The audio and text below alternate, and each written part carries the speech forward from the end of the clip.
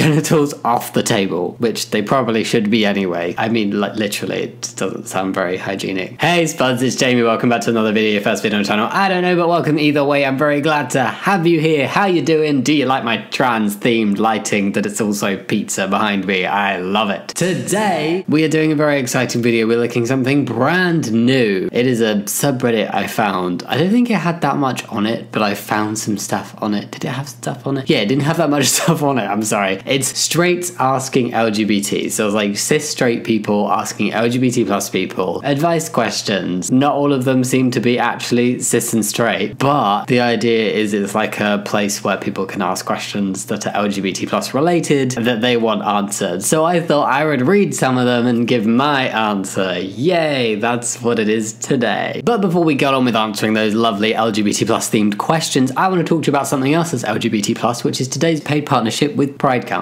I personally love PrideCounseling. It is a service that I have used myself and found very helpful. It is 100% online counseling specifically for the LGBT plus community. All counselors specialize in LGBTQ plus community, so you know you're going to get an accepting and knowledgeable counselor, which I think is really useful. All you need to do to get started on PrideCounseling is answer a few questions about yourself, what you need, and your therapy preferences, and then you'll be matched with the right counselor for you. P.S. If they're not quite the right fit though, it's free and easy to change. Once you're matched up, you can message your counselor at any point to schedule sessions, and these sessions can take place over text, online chat, video call, or phone call. So whatever kind of communication you are most comfortable with, that is what you can do, which is something I really appreciate about this service. And with PrideCounseling, you also get the same level of quality and professionalism that you'd expect with in-person counseling, but with a custom-picked counselor, more flexibility in scheduling, with financial aid available too if you need it. As I said, I'm a big fan of this service. I've used it myself. I just think it's really great to know that you're going to get an accepting counselor. You can communicate with them in whichever way you're most comfortable with, and it's all from the comfort of your own home with no commute times. How perfect. If you're interested, you can get 10% off your first month at pridecounseling.com/Jammidodger, or go click the link in the description box, or scan this very handy little QR code which is currently covering the pizza light. Ooh. And now on with answering the questions that straight people are asking of LGBT plus people. Oh yes. So the little description of the subreddit, I wanted to read it out first. So here, straight people can ask any questions they want of people in the LGBT plus community without judgment. Leave the judgment before clicking on this video. Well, that may be difficult because you didn't know I was going to ask you to do that before you clicked on this video, but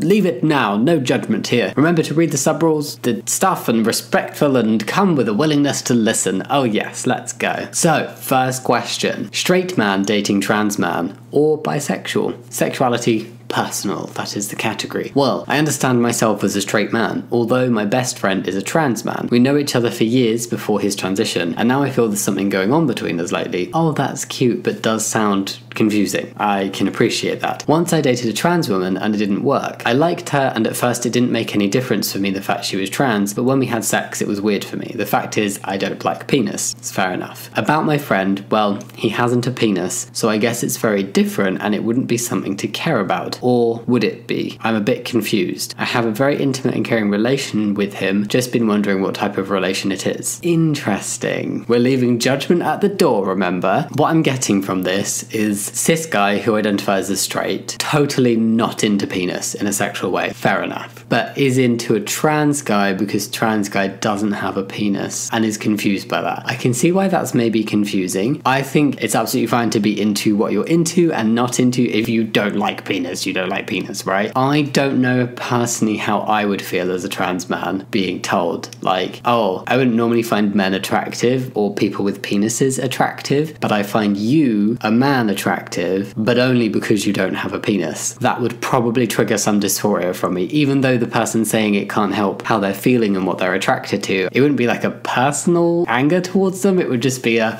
oh, it makes me feel a little bit.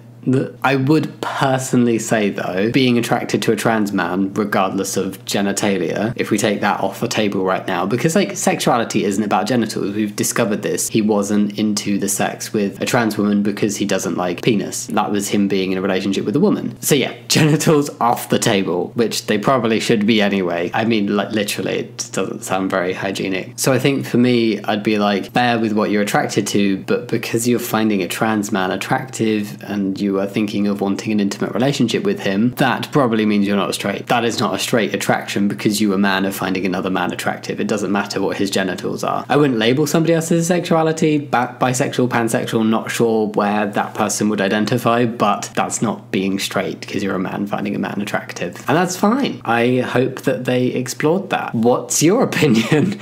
Share it down below. How did cisgender even come to be? Questions about gender. How did this cisgender thing happen? Where was it birthed? I love how that was asked. It's so true. How did it come to be? Oh, I accept it and all that jazz. I don't really care what you identify as or whatever, as long as it makes you happy. But it sounds insanely specific. Is that where that question ends? Okay, I'm curious what sounds insanely specific about cisgender being a thing. Because if we're saying cisgender sounds insanely specific, then we should be saying transgender sounds insanely specific, right? Because they're just the opposite of each other. They just mean that one isn't the other thing. So if you say you're transgender, then you're not cisgender. And if you say you're cisgender, then you're not transgender. That's the whole point. So cisgender came to be a very long time ago. There's cis and trans are very old prefixes that where trans means on the other side of and cis means on the same side of, and they're not just used in gender. But in the gender context, transgender would mean that you have a gender that is different to your assigned sex, and cisgender would mean that you have a gender that is the same to your assigned sex. It is not a slur. It is not a newfangled word. It's not something that's like putting an identity on somebody else. It's just literally, if you are not transgender, you are cisgender. And if you think that the term transgender is appropriate to be used for transgender people, then there should be no reason why cisgender isn't appropriate to be used for cisgender people. And it's only done where contextually relevant. Like at the end of the day, trans women are women, trans men are men. So when it's not relevant, if people are trans or cis, it's just women and men, right? And where it is relevant, it's like trans women and cis women. Because if we say trans women and women, we're othering trans women. If we say cis women and women, we're othering cis women. So like, just if there's a differentiation needed, that's when these words are relevant. That is how cisgender came to be. A very long time ago. It's not a new thing. Actually, when did it start getting used? The term cisgender was coined in 1994 and entered into dictionaries starting in 2015, and it's been used in chemistry for a long time before then, like way before. Like cis as a prefix is old.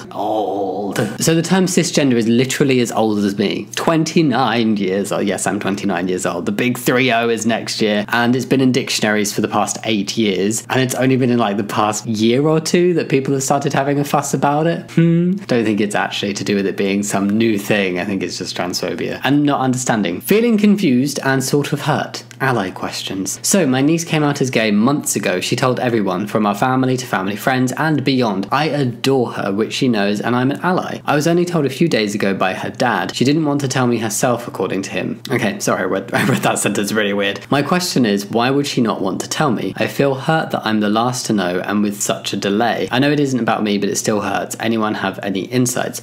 I appreciate why this would hurt, especially because you see yourself as an ally. And by say see yourself, I'm not doubting that they are an ally. It's just I don't know them. So they have described themselves as an ally. So as somebody who considers themselves an ally, I can see why it would be difficult that someone you have a close relationship with didn't tell you themselves, didn't tell you at the same time as other people. Another thing I would say is you don't see it from that person's perspective and they're not in your head. So they don't know that maybe they didn't realize how accepting you would be. Maybe they didn't feel ready to tell you. Maybe the relationship between the two of you is particularly important, so they were particularly nervous about telling you. I think this is something that could probably be fixed with like a very considerate conversation of just like, hey, I just wanted you to know that like I super support you. I am an ally to the community. I wish you'd felt like you could tell me yourself, but I just want you to know I support you. And you know, explain that you feel a little bit hurt that you found out last or one of the last people to know. But what I would say is my now wife, who was my best friend at the time, she was the last person I told because I was really nervous about telling her. So it's not always for the reasons that you think it is. It's not always like personal against you. Maybe it can sometimes be a positive thing about how someone views you and how important their relationship to you is. I think it would just be like a conversation. Coming out is a really difficult thing, and people typically will always have their reasons for why they do it in a certain way. Why is the LGBTQ community starting to hate straight people? Ally questions. I would be curious about the thought process behind this question. I want more information on this question. I want this to be an expanded upon question. Like, my brain automatically went to like subreddits like, are the straights okay? And the kind of like joking and mocking going on there. Also, at the same time, I think starting to hate straight people, I wouldn't say I know anybody who's LGBTQ plus who just like hates straight people. I'd say there's a lot of wariness around straight cis people that we don't know, or I certainly have a lot of wariness around straight cis people I don't know, because I'm like, I don't know what your opinion is going to be. And to be honest, nowadays I'm kind of wary about anybody who isn't also trans, about telling them I'm trans. I mean, not that I really have much control over that sometimes because of these videos. Yeah, it's not, I wouldn't say there's like a hatred, there's just a wariness. There is a lot of like phobia coming from cis straight people at the moment. A lot of transphobia coming just from cis people who aren't necessarily straight, which is really not nice to see. And I think often there are kind of in-jokes within the community about like straight people and stuff, and that's not hatred. I would not say that LGBTQ community is starting to hate straight people. I'd say that recently and increasingly there is more transphobia in particular, and also homophobia happening at the moment. Is it okay to be like /say, oh okay, and then just move on with life when somebody around me comes out to me? Ally questions. I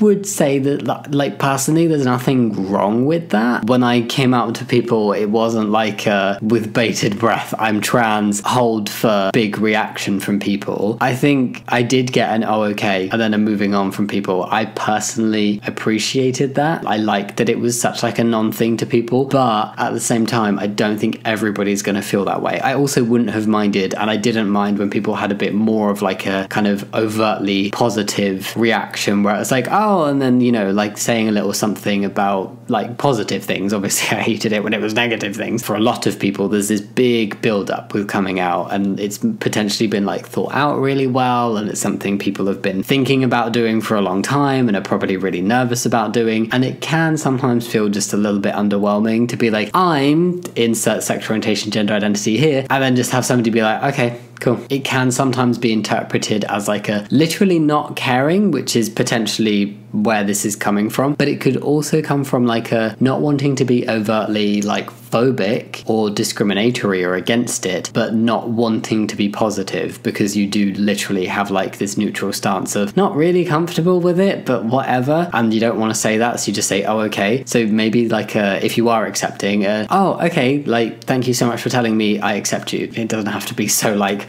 twee as that. It could be any way you feel comfortable to let somebody know you accept them. It can still be very short and then you get on with your lives, but that can just kind of help if people have been very nervous and thinking about this a lot, just to give them like a tiny little nugget of reassurance that you kind of accept it. Because an oh okay can feel like oh okay, and then like not wanting to talk about it, like an avoidance of the topic because you're uncomfortable. I hope that makes sense. So yes, in conclusion, I'd say it's okay, but giving just a little bit more can be nice. Do you view your cis-het friends differently? Interesting question. In the last year, I've grown very close to a group of friends who happen to be LGBT+, and like they kind of make being cis-het, also male, which I am, seem like to be the worst thing imaginable.